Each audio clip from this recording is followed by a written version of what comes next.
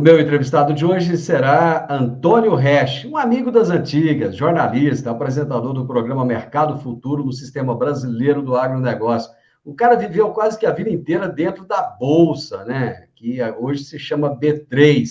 E nós vamos falar sobre Bolsa de Futuros. Grande Resch, que honra ter você aqui, hein? Muito bom conversar com você, Divino. Vamos falar um pouquinho da Bolsa, né? Não é um assunto assim muito popular, muito fácil, mas é só questão de prestar atenção. Não tem nenhum mistério lá na Bolsa. Mas diga lá, o que que eu posso falar aqui para você? Cara, mas eu acho que tem mistério, sim. O americano, ele já tem tradição, cara, de investir na bolsa, os caras compram ações desde criança e tal. No Brasil, não, parece que o brasileiro tem um medão danado da bolsa. De onde veio esse medo? E isso tem mudado ou não? Olha, com relação a ações, criou-se um boato, um mito aí sobre a questão de ações, antigamente por falta de transparência das empresas que tinham ações na bolsa. Mas hoje já mudou isso. Hoje tem governança, é muito bom.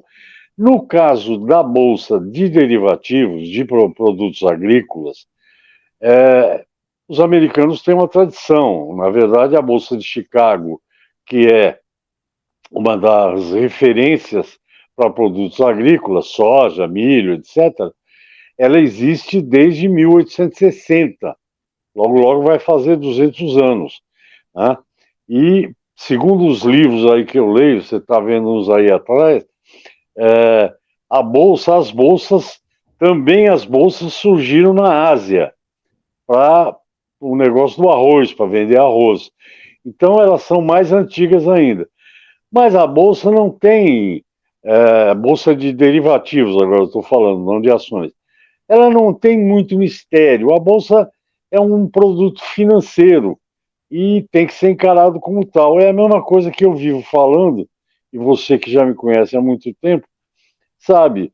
Eu estou cansado de falar para produtor de gado, de soja, de café, para ele olhar o produto dele não como um boi ou como um pé de café, mas como um ativo financeiro, porque é isso que é um ativo financeiro.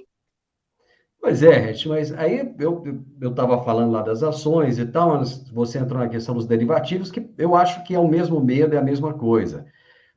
Com exceção dos grandes produtores, salvo engano, eu acho que tanto na pecuária quanto na agricultura até menos hoje, eu acho que ainda existe esse um pé atrás. Na agricultura, não, isso tem mudado, o produtor tem buscado fazer o hedge, travar preço e tal. E na pecuária, como é que está isso? Mudou? Quem hoje opera mais na Bolsa? O Olha, agricultor ou o pecuarista? o contrato de boi na antiga BMF, hoje B3, ele foi impulsionado pelos frigoríficos. E eu vou explicar rapidamente para você. O frigorífico, ele faz contrato de venda de carne bovina a prazos pouco mais longos. Ele está vendendo março do ano que vem e tal. Então, ele precisa saber o preço que ele vai comprar esse boi, porque ele fecha um acordo em dólar com o boi a 300, na hora que ele vai comprar, o boi está a 400, aí ele vai ter um baita prejuízo, certo? Então foi isso que aconteceu na B3. Os frigoríficos que fizeram o mercado, o contrato de boi ser bastante dinâmico. E eles melhoraram, porque eles fizeram isso, mas lembrando, eles precisavam saber o preço do boi, quanto eles iam pagar, né? Por isso, usando o contrato da Bolsa, e também precisavam ter uma garantia com relação, eles recebem em dólar, e o dólar, o real e o dólar variam muito. Então, eles faziam contratos de boi e contratos de dólar. Isso no mercado de derivativos se chama trava. Então, eles sabiam por quanto eles iam comprar o boi antecipadamente e sabiam quanto eles iam receber em reais, porque eles faziam a trava em dólar, certo? Então, foi isso. Agora, para te dar uma ideia, o contrato continua funcionando normal.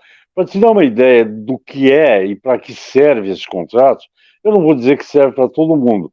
Tem que ter um certo volume, tem que ter um certo capital, porque você sempre vai ter um dinheiro rolando aí.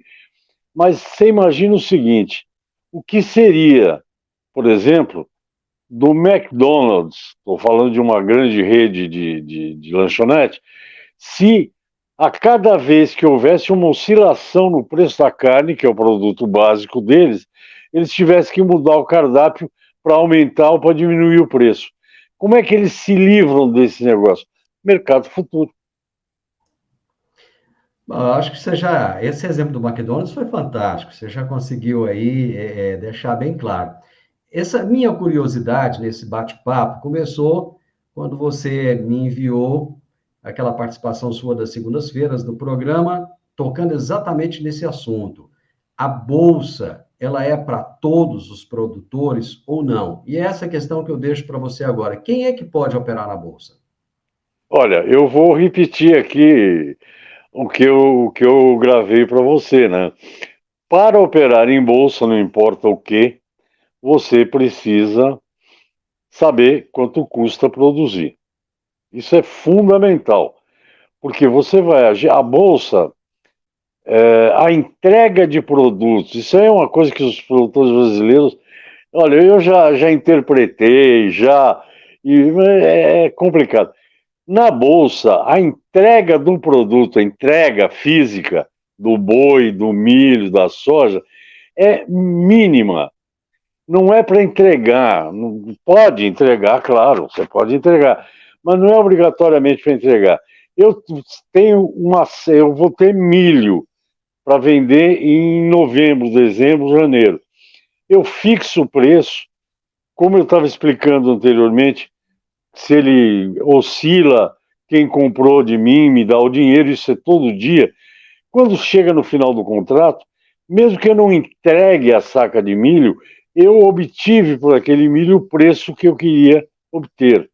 Então, a entrega física na bolsa não é uma coisa fundamental, não é obrigatório. É mínimo, é 2%, 3%, se é que é tanto. Então, é um contrato financeiro. Você apenas, quando você fala do hedge, né, que é cobertura, não é cobertura de gado, é cobertura de risco financeiro. O hedge é isso, é para você garantir. Você sabe plantar, você sabe colher, você sabe adubar, você sabe tudo. Você só não sabe o preço que você vai vender. A bolsa te dá a oportunidade de você fixar esse preço com antecedência. Agora, tem que saber o preço do produto, de custo teu, tem que visitar uma corretora, porque você só opera na bolsa via corretora, e os corretores, Divino, eles têm o maior interesse em explicar tudo para você. Então é só ir lá, não precisa nem operar. Quiser conhecer o mercado, chama uma corretora aí, basta entrar num site desses aí, eles têm o maior interesse em te explicar exatamente como funciona. Por quê? Você só vai entender perfeitamente o mercado se você operar. Seja comprar um contrato de boi e ver como é que é um só, não precisa comprar mais que um, e ver como é que as coisas funcionam. É na prática que você aprende muita coisa. É isso O aí, resto, deixa eu fazer o seguinte, eu vou fazer o intervalo, mas é coisa claro. rápida. E já já a gente continua o nosso bate-papo.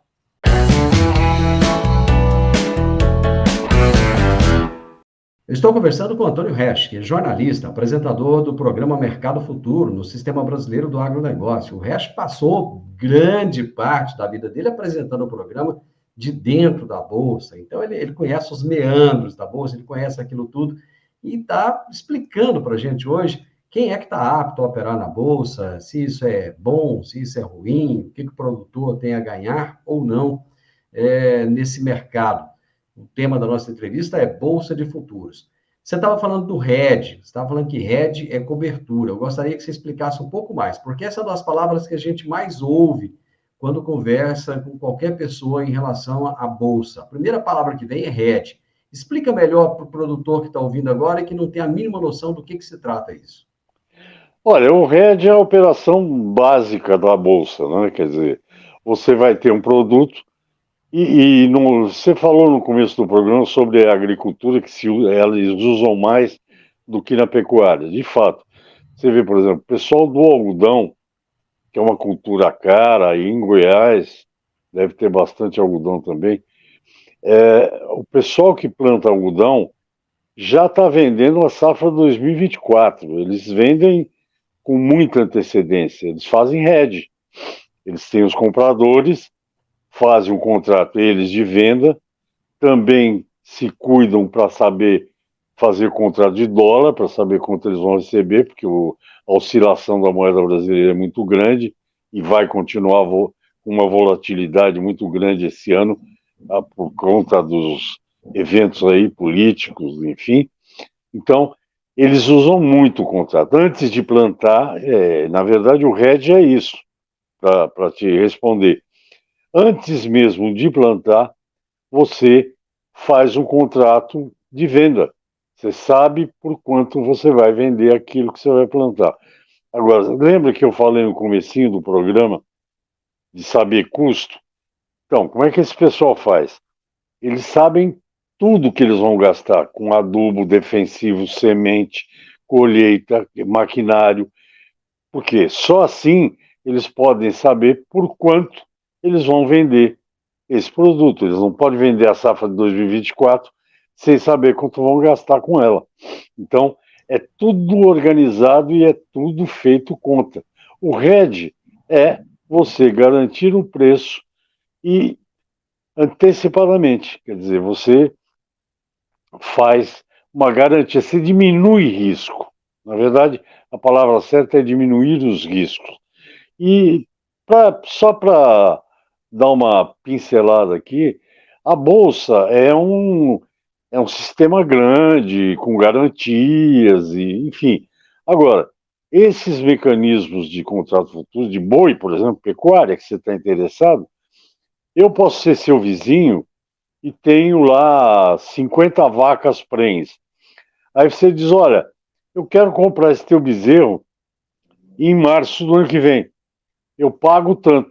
Eu falo, tá bom, tá combinado. Isso é um contrato futuro, sem bolsa, sem nada. Eu combinei com o Divino os meus 50 bezerrinhos, um preço fixo, combinei com você. Quando eles nascerem, eu entrego os bezerrinhos para você. É um contrato futuro.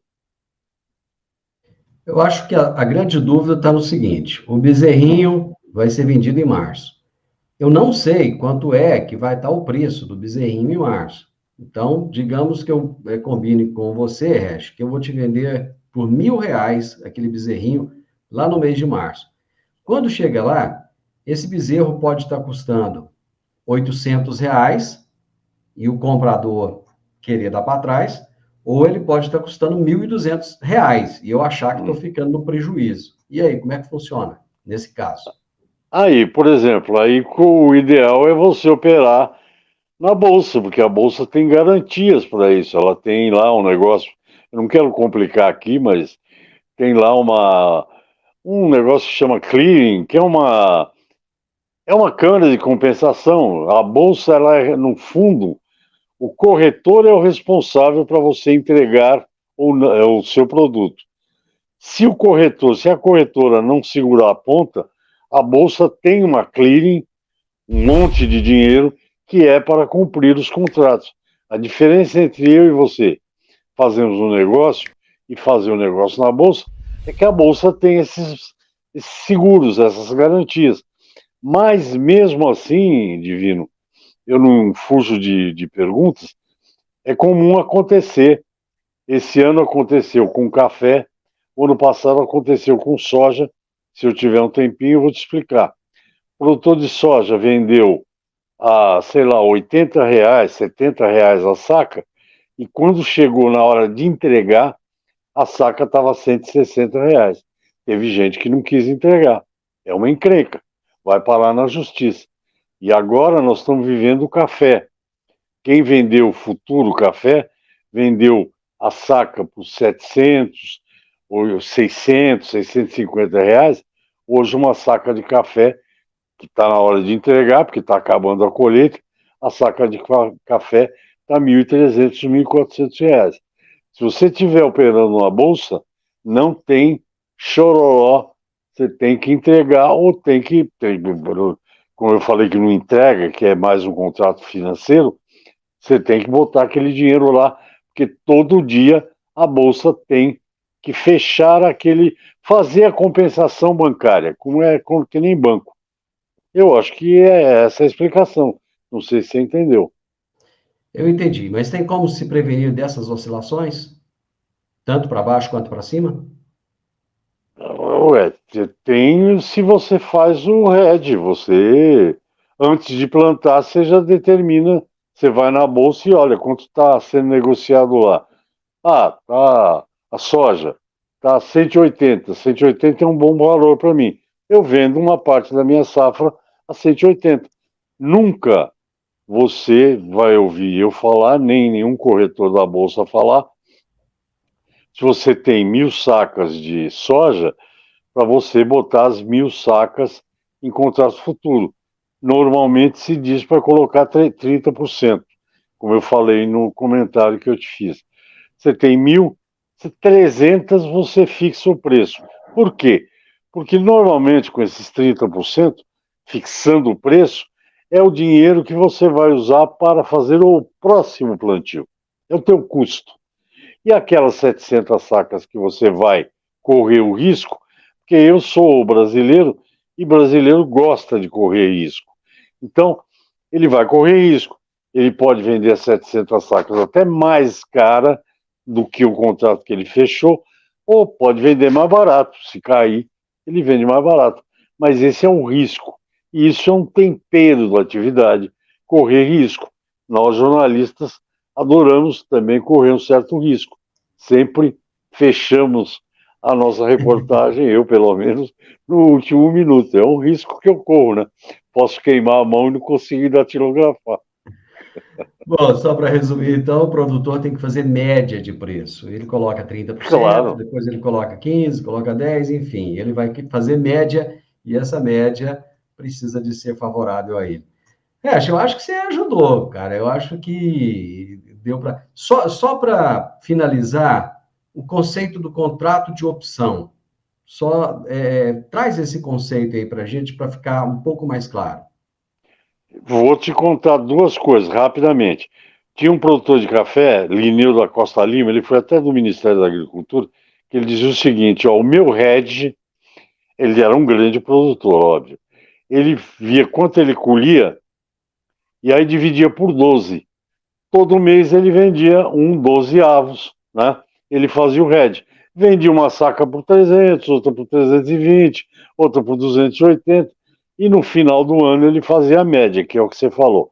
Bem, uma grande questão que me perguntam o tempo todo sobre os contratos futuros é o ajuste diário, que é aquilo que eu estava te explicando.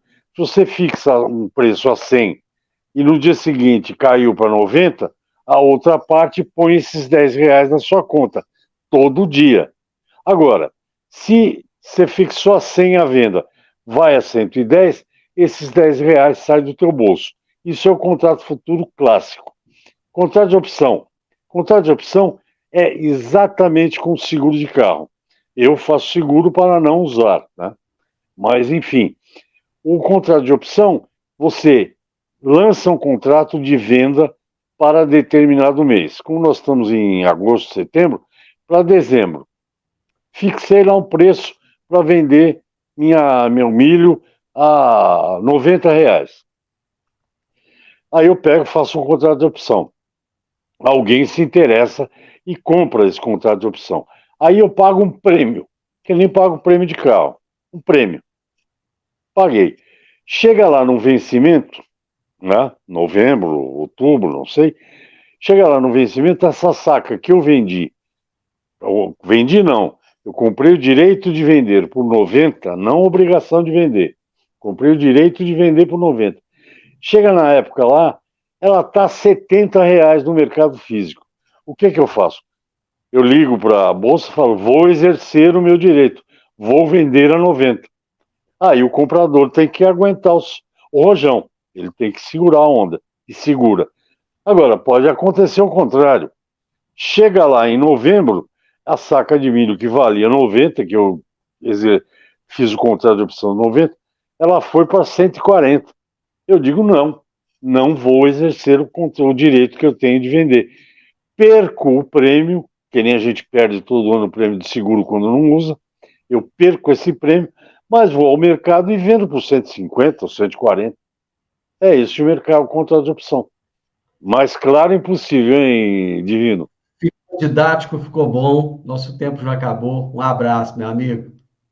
Abraço para você, estou sempre à disposição, viu? Um abração. Eu tive a honra, o privilégio de conversar hoje com o Antônio Resch, jornalista, apresentador do programa Mercado Futuro, conhecidíssimo no Brasil inteiro, sabe tudo de Bolsa de Valores, e nós falamos sobre Bolsa de Futuros. Grande abraço para vocês e até amanhã.